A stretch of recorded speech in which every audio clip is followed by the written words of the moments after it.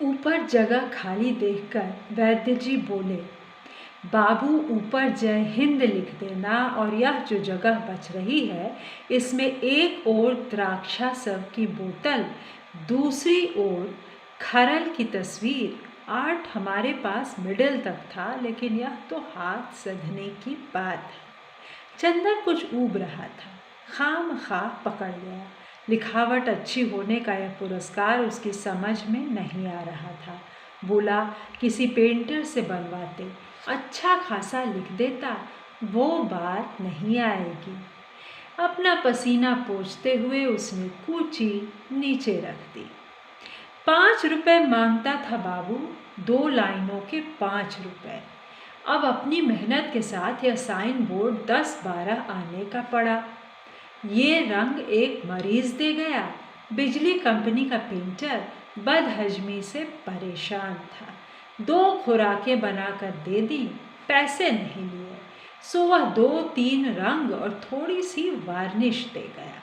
2 बक्से रंग गए, यह बोट बन गया और 1 आध कुर्सी रंग जाएगी। तुम बस इतना लिख दो, लाल रंग का शेड हम देते रहेंगे, हाशिया तिरंगा खिलेगा। वैद्य जी ने पूछा और स्वयं स्वीकृति भी दे दी। चंदर गर्मी से परेशान था। जैसे जैसे दोपहरी नज़दीक आती जा रही थी, सड़क पर धूल और लू का जोर बढ़ता जा रहा था। मुलाहिजे में चंदर मना नहीं कर पाया। पंखे से अपनी पीठ खुजलाते हुए वैद्य जी ने उजरत के काम वाले पटवारियों के बड़े बड़े रजिस्टर निकालकर फैलाना शुरू किए। सूरज की तपिश से बचने के लिए दुकान का एक किवाड़ फेड़कर वैद्य जी खाली रजिस्टरों पर खसरा खैतानियों से नकल करने लगे। चंदर ने अपना पिंड छुड़ाने के लिए कहा,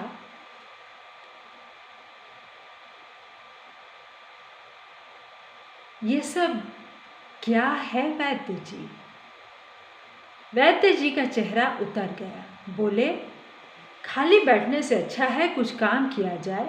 नए लेखपालों को काम धाम आता नहीं। रोज कानून को या नायब साहब से झाड़े पड़ती हैं। छक मार के उन लोगों को यह काम उजरत पर कराना पड़ता है। अब पुराने घाक पटवारी कहाँ रहे जिनके पेट में गवई कानून बसता था। रोटियां छिन गई बेचारों की, लेकिन सही पूछो तो अब भी सारा काम पुराने पटवारी ही ढो रहे हैं। नए लेखपालों की तनख्वाह का सारा रुपया इसी उजरत में निकल जाता है। पेट उनका भी है, तिया पाचा करके किसानों से निकाल लाते हैं। लाएं न तो खाएं क्या। 2-3 लेखपाल अपने हैं, उन्हीं से कभी कभार हल्का भारी काम मिल जाता है। नकल का काम रजिस्टर भरने हैं।